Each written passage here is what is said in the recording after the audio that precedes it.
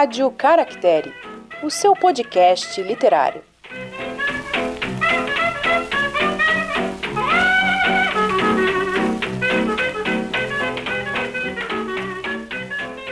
Olá, livrôlicos de plantão! Sejam muito bem-vindos a mais um episódio da Rádio Caractere. Eu sou Suzane Madruga. E eu sou Glênio Madruga, gravando de máscara. Cuidem-se! Episódio de hoje, Madame Bovary, de Gustave Flaubert.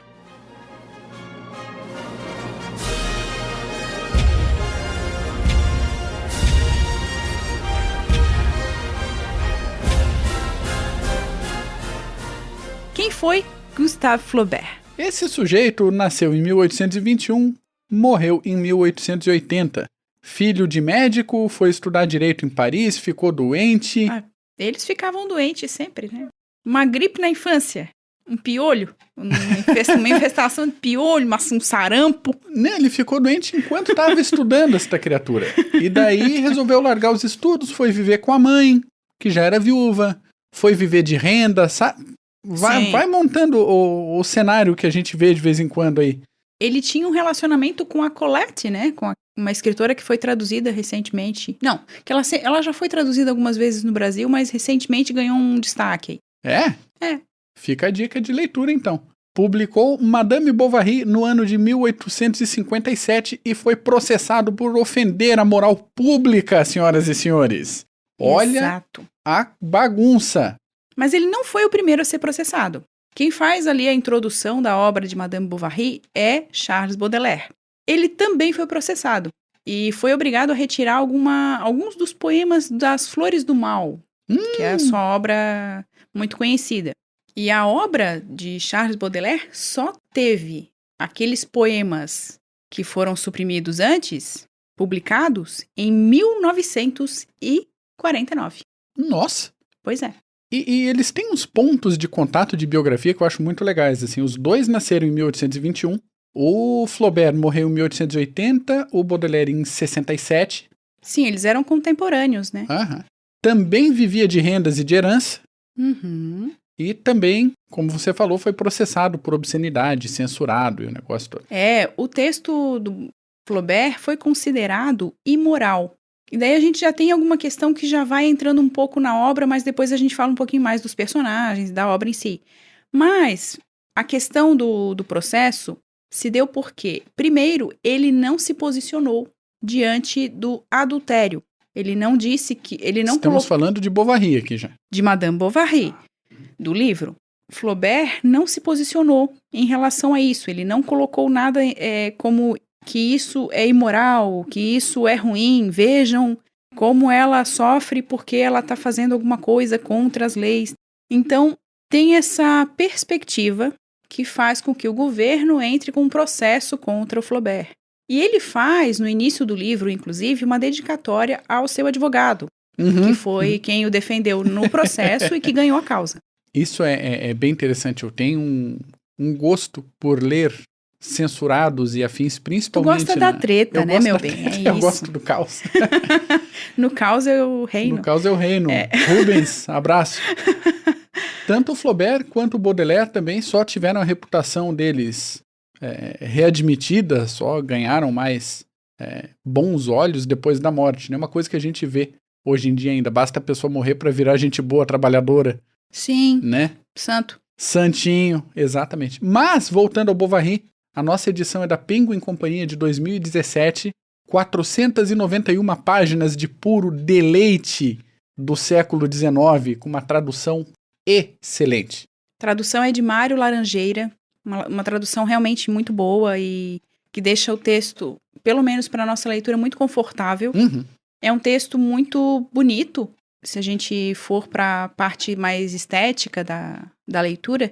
É um texto muito suave, muito tranquilo, não é por mais que seja um clássico, e às vezes a gente tem esse medo de encarar um clássico, porque pode ser que as palavras, os termos, a narrativa seja truncada, não é o caso de Madame Bovary. É uma narrativa muito solta, muito tranquila. Então a gente não tem essas questões de não estou conseguindo acompanhar, não consigo entender. Pode ser que para o leitor do século XXI, seja um caso de inadequação com o período e, portanto, uma sensação de que o texto está um pouco lento e as descrições podem incomodar alguns leitores. Por outro lado, pela experiência de leitura desse livro, não foi o que, pelo menos, me incomodou na leitura.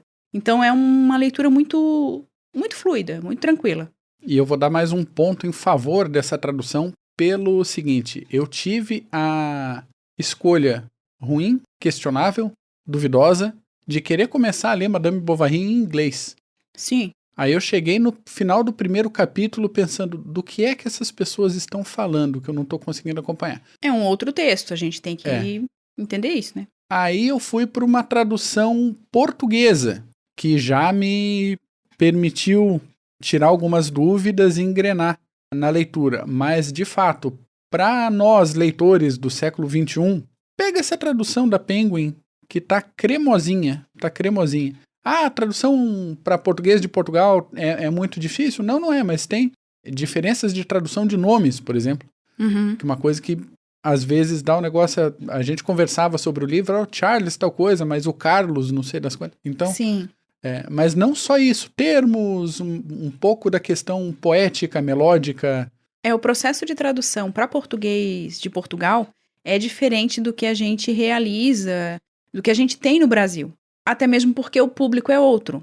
Então a gente precisa entender isso, né? Eles traduzem para um público português que vai fazer a leitura com aquela característica. Então muitas vezes eles traduzem realmente os nomes, coisas que às vezes, muitas vezes até, aqui a gente não faz, porque a gente não faz enquanto tradutores brasileiros, eu não estou me colocando como tradutora, tá?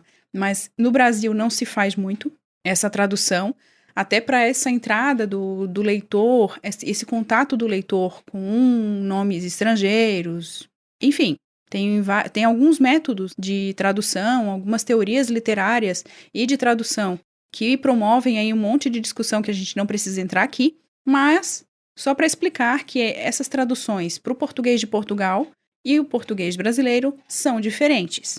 E se fazem diferentes por N questões, tá? Então é só para a gente ter isso claro.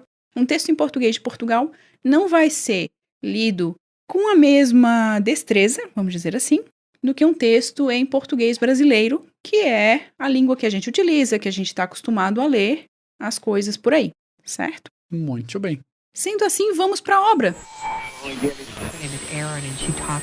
O livro, edição Penguin, começa com aquela estrutura que a gente gosta da Penguin, que são textos auxiliares. Nossa, esses textos de apoio são ótimos. Então fica a recomendação de sempre. Leia primeiro o livro em si e depois venha nos textos, porque você vai tomar spoiler de todos os lados, porque é um texto explicativo.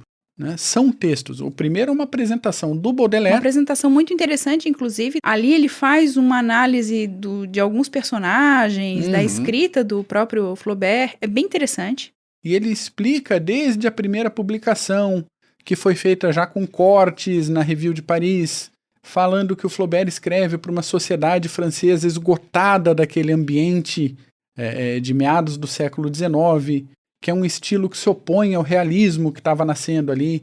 Então ele escolhe intencionalmente lugares simples, uma vilazinha semi-rural lá, não sei onde, perto de uma grande cidade, personagens simples para comporem a trama e um tema simples, que é o adultério. Lembrando que ele utiliza esses lugares mais afastados, mas levando em consideração a questão burguesa. Então, esse comportamento burguês é uma das questões centrais na obra de Flaubert.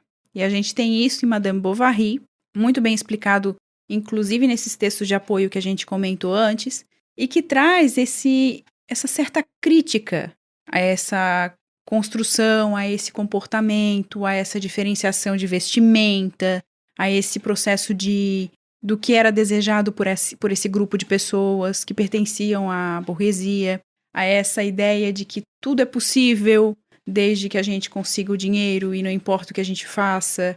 Tem essa questão também do vazio que a gente vê na própria Madame Bovary, né, na própria Emma. Então a gente tem toda essa descrição e toda essa explicação nesses textos de apoio, de como essa obra do Flaubert interpreta a sociedade. Além disso, tem aquela questão de que ele é um romance como se fosse a abertura do realismo, né? Um romance central na dita escola realista. Enfim, chame Tradição, como movimento. tradição, E o Flaubert se colocava contra isso, porque ele não queria ficar classificado em nenhum grupinho. Ele não queria pertencer a nenhuma caixinha. Bom, isso é o que o texto nos informa. E você falou da questão burguesa e de ele escrever por uma sociedade cansada dessas reviravoltas burguesas. O que é a França em 1857?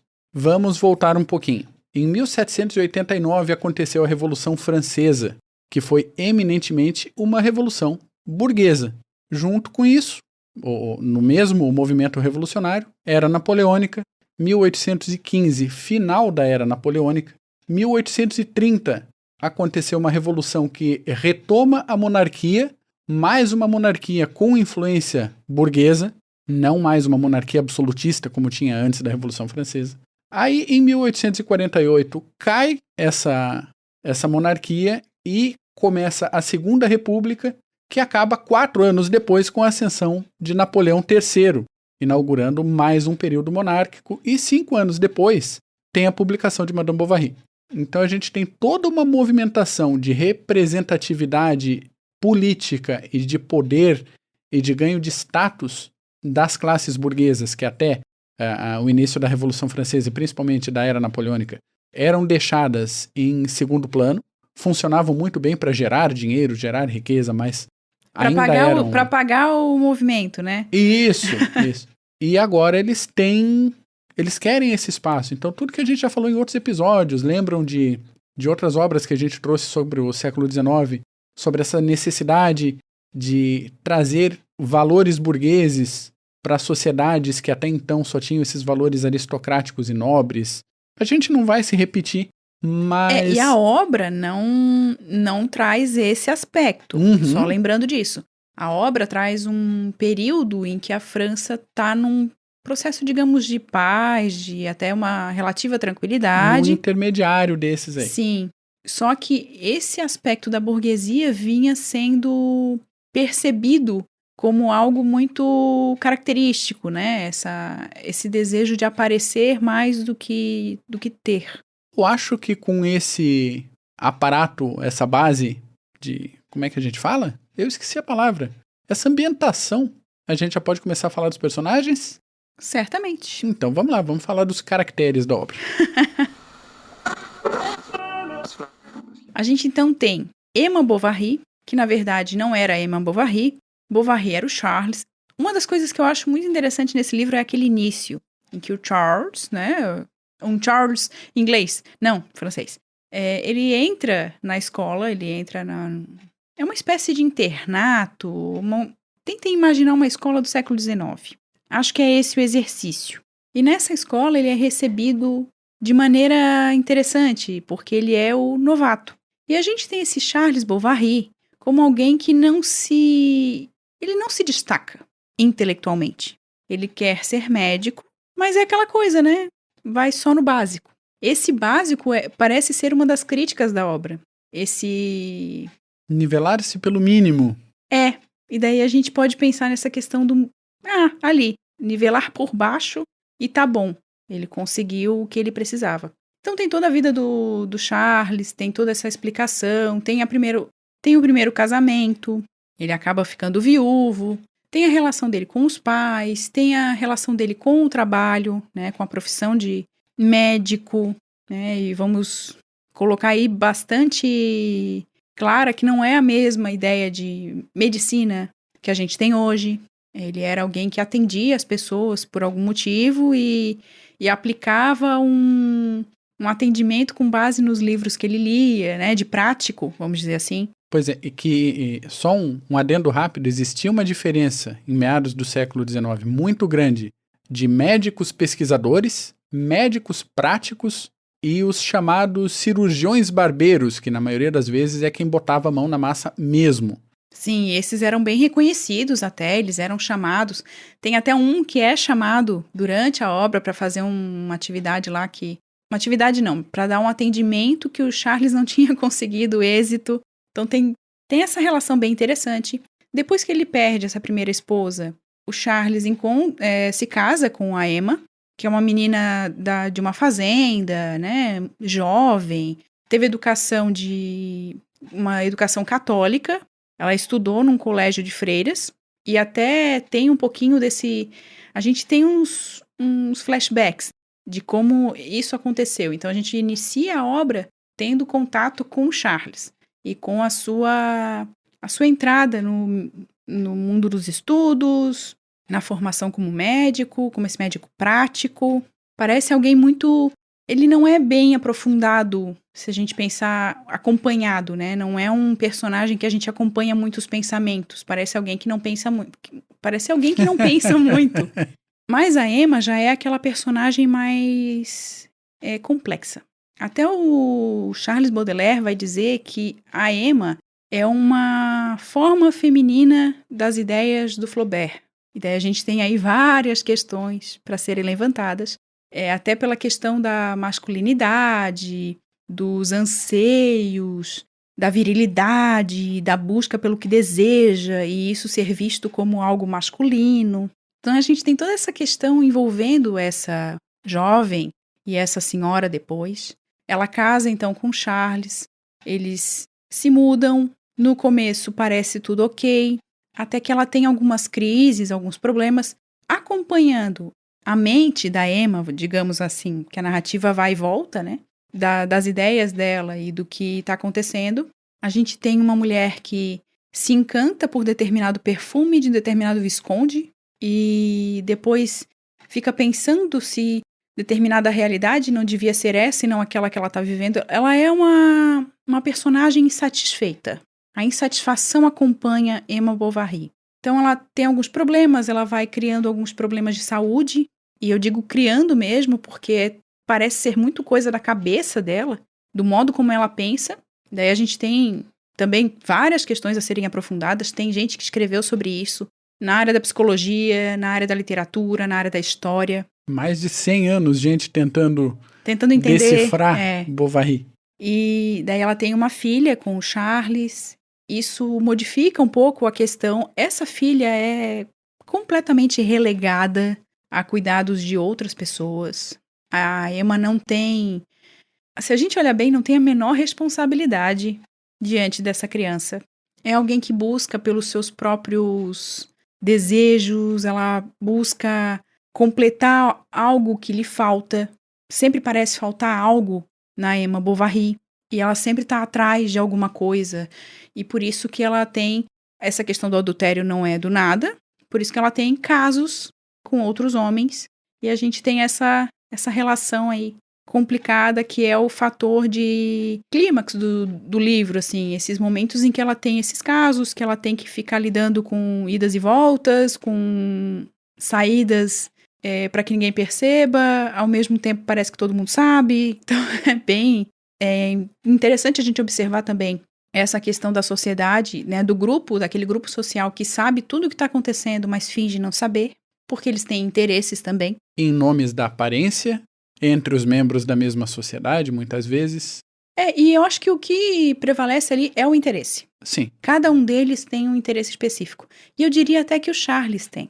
Apesar de ser um personagem que a gente até acaba se afeiçoando, porque é um personagem que dá até pena. Causa piedade. Alguém que trabalha... Até a Emma tem pena dele. Ela tem pena dele.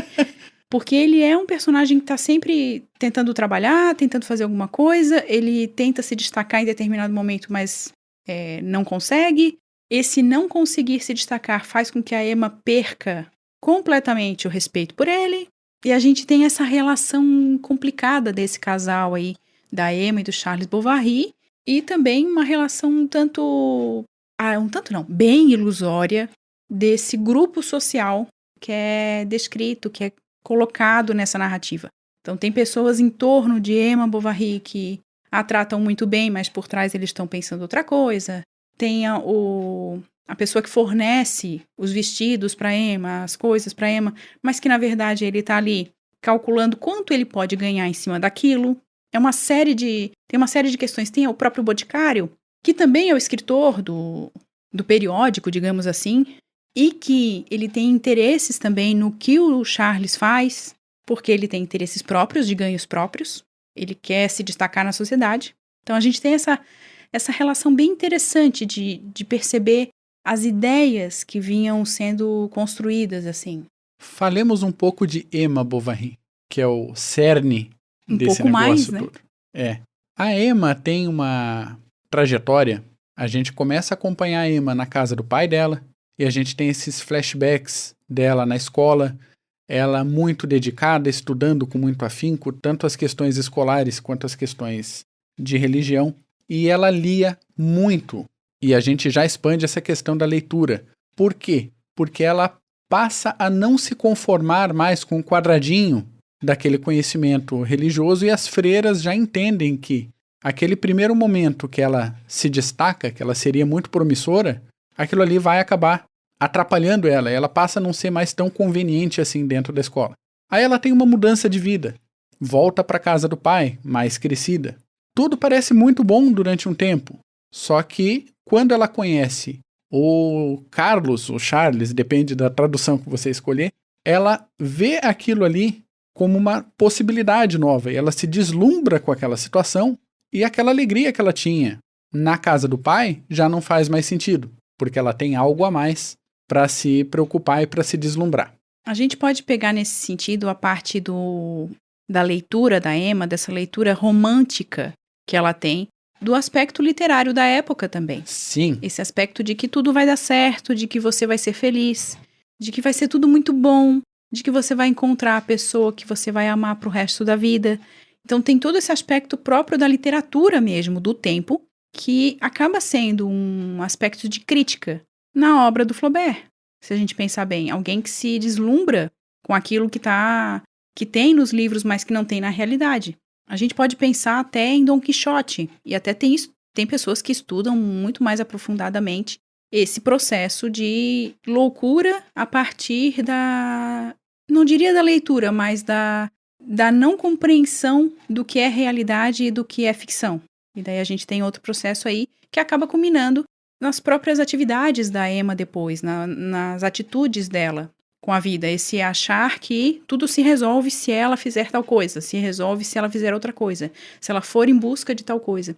Tem até um momento em que ela tá com um dos amantes e que ele tá todo alegrinho, tá todo mundo, né, tá tudo bem, eles estão lá descansando. E daí ela fala, se a gente estivesse em Paris, não sei o quê, como seríamos felizes? Ele olha pra ela e diz, não estamos felizes?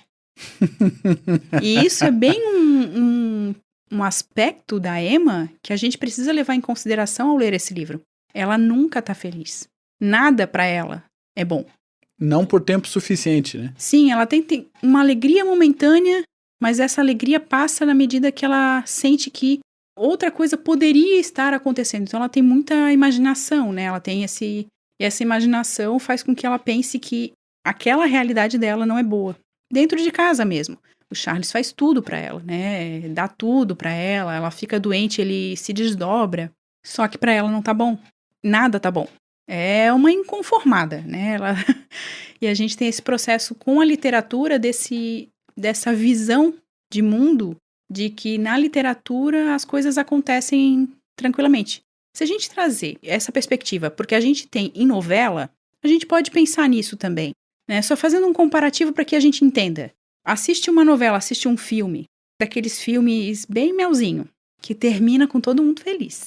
Todo mundo casando. Passaram a novela inteira brigando, mas termina todo mundo casado. E tem, a gente sabe, uma parcela da população que acredita nisso. Que acredita que essa é a felicidade e esse é o final feliz. E esse é o modelo de vida. Então, a gente trazendo isso, essa perspectiva, esse olhar para Emma, ela tinha isso em relação à leitura, às leituras, né, que ela fazia. Ela via naqueles livros a possibilidade que ela tinha de ser feliz. E quando ela sentia que ela não estava sendo feliz, que as coisas não estavam do jeito que ela queria, Aí ela buscava outros elementos, outras coisas para que Outras novidades. Exato, a novidade. Para que a alegria viesse, para que ela tivesse uma perspectiva de felicidade. Então vamos para os sintomas. Uma insatisfação crônica, uma falta de adequação entre expectativas e realidade. Outros sintomas podem incluir ansiedade, depressão, melancolia, agressividade e, às vezes, comportamentos autodestrutivos, como a gente vê durante o romance. Exato. Hoje em dia, isso é considerado um distúrbio psicológico chamado distúrbio de Bovary ou distúrbio de Madame Bovary, ou bovarismo. É muito mais comum em mulheres, a princípio, mas não se aplica somente a mulheres. E se você conhecer alguém assim, considere sugerir para essa pessoa ajuda profissional, porque não é brincadeira, não é uma simples interpretação do personagem Madame Bovary. Realmente, como você falou agora, tem muita gente que acha isso mesmo. E não é um problema assim, a pessoa está vendo novela, a pessoa está Isso, o problema lendo não é... demais. O problema não é a pessoa estar lendo determinados livros ou estar assistindo novela ou determinados filmes.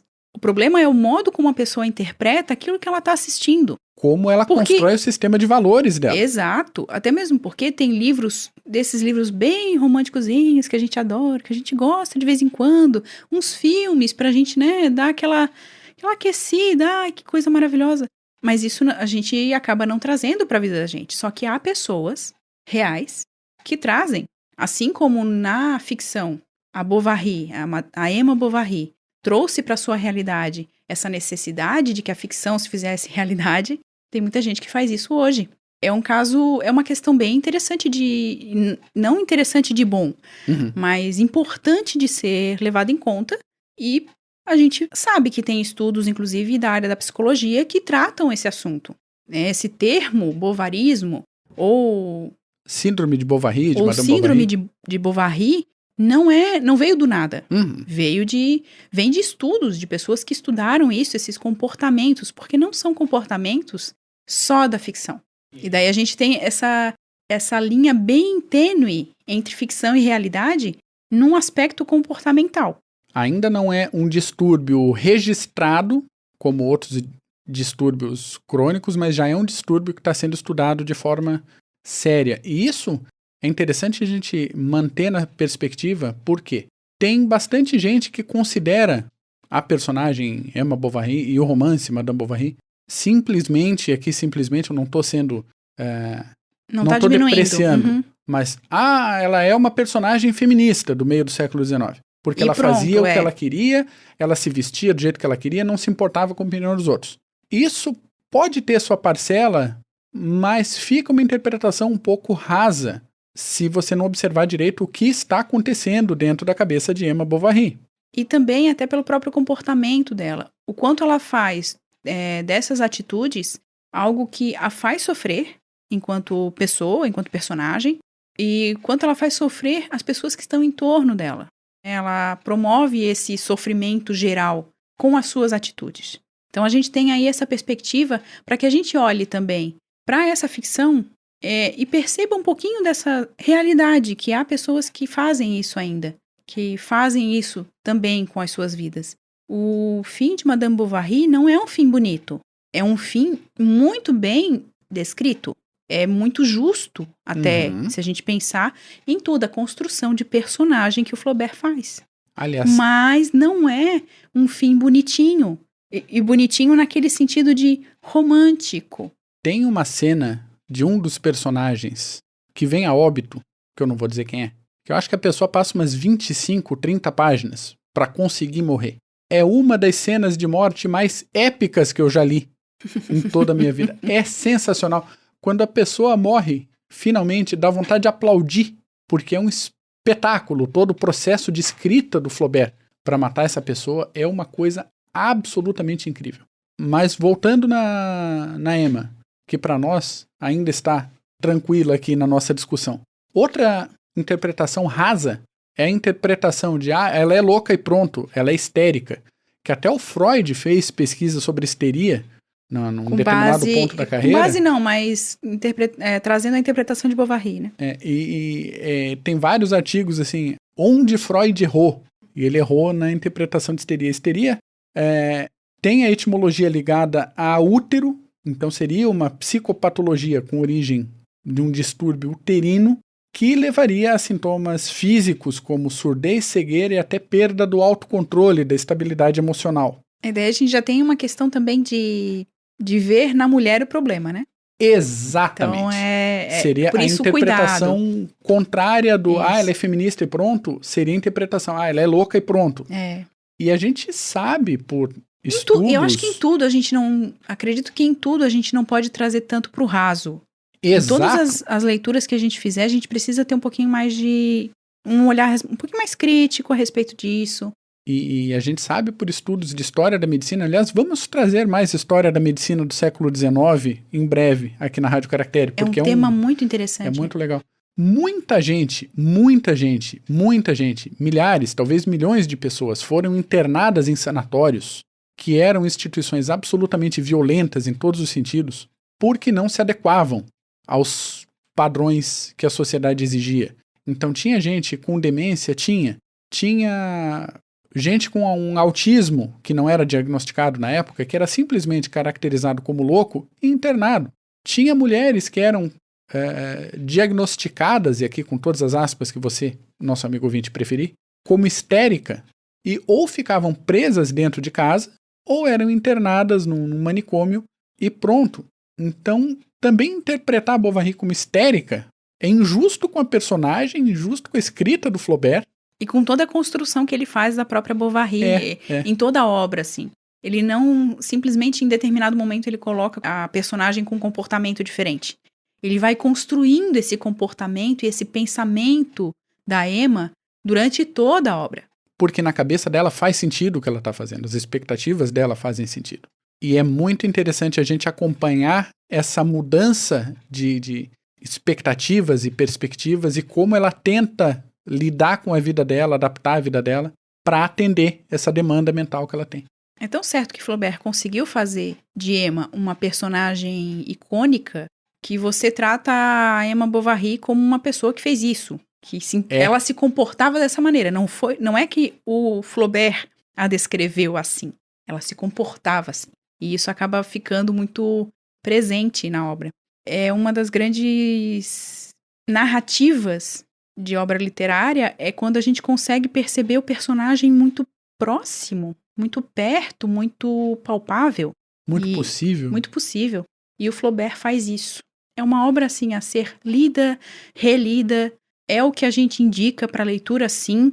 Ah, tá com dificuldade? Lê aos pouquinhos. Determinados livros a gente precisa de uma certa experiência para ler. Isso não tem problema nenhum. Não quer dizer que você é um leitor menor, porque você achou chato e simplesmente largou, não entendeu determinadas partes.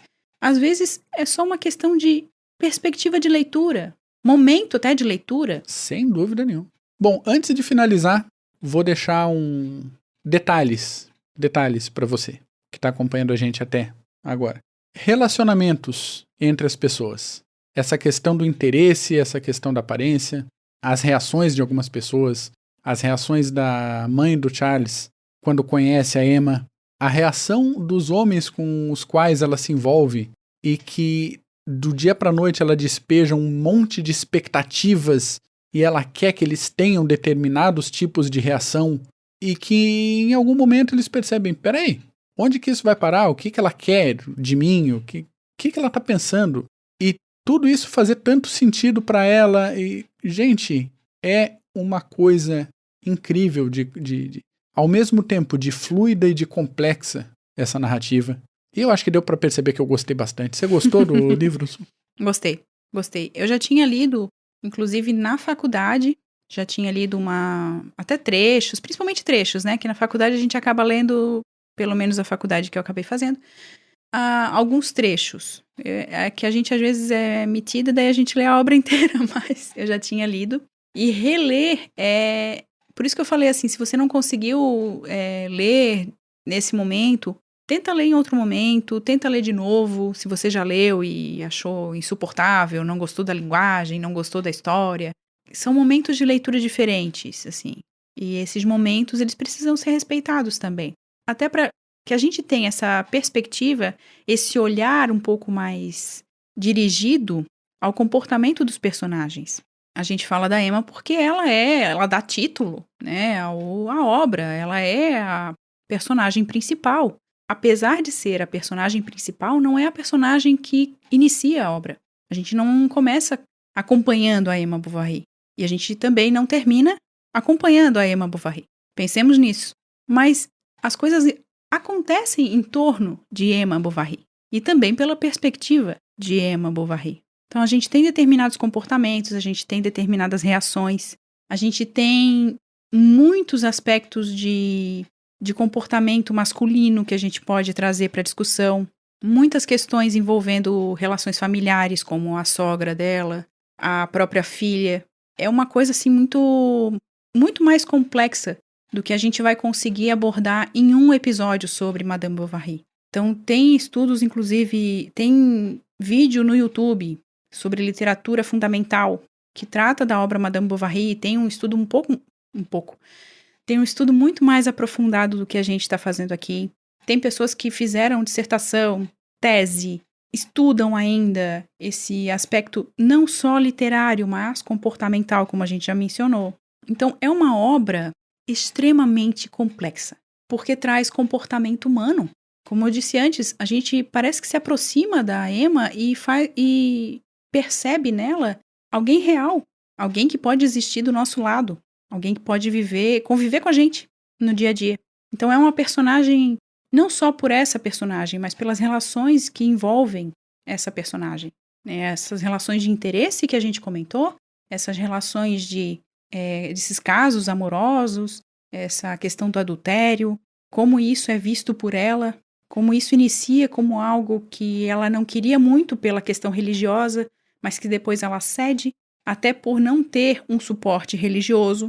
Se a gente pensar bem, quando ela vai procurar esclarecimento, ajuda, ela não consegue dizer o que ela quer e não consegue, de quem está escutando, um suporte um pouco mais sensível, um pouco mais sensibilizado em relação à sua situação, que no caso era mais mental, se a gente observar por uma outra perspectiva, do que necessariamente religiosa. Uhum. Ela não estava buscando ali uma questão religiosa, ela estava buscando uma questão comportamental, uma questão que fazia parte da mente dela. Então tem muita coisa envolvendo Madame Bovary.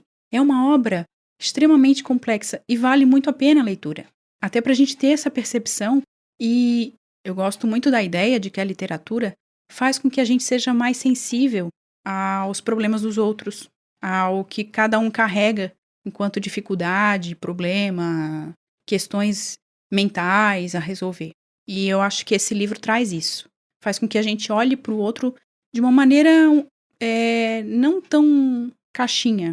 Claro, se a gente for ler com essa sensibilidade, se a gente for ler simplesmente como um livro de entretenimento, como estão classificando atualmente, não é? É um livro que não vale a pena. A pessoa não vai conseguir enxergar uma Emma com determinados problemas que são aparentes ali. E não só a Emma, mas a própria sociedade que a envolve, o próprio comportamento das pessoas que a rodeiam. São comportamentos problemáticos, são comportamentos doentes. A Emma, ela é a ponta do iceberg de problemas muito grandes e que não são visíveis, ou eles não chamam tanta atenção, porque são considerados normais. Então tem muita coisa. É uma obra que vale muito a pena ser lida.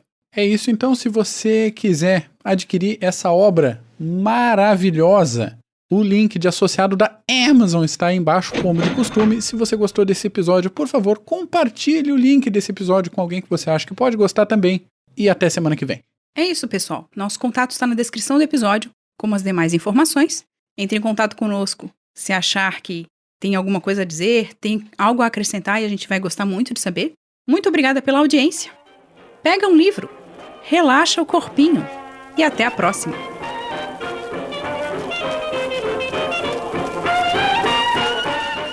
Você acabou de ouvir mais um episódio da Rádio Caractere.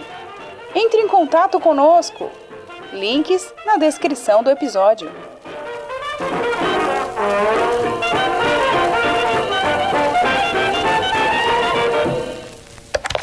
Este podcast faz parte da Podcast E. Conheça os demais podcasts acessando podcast.com.br.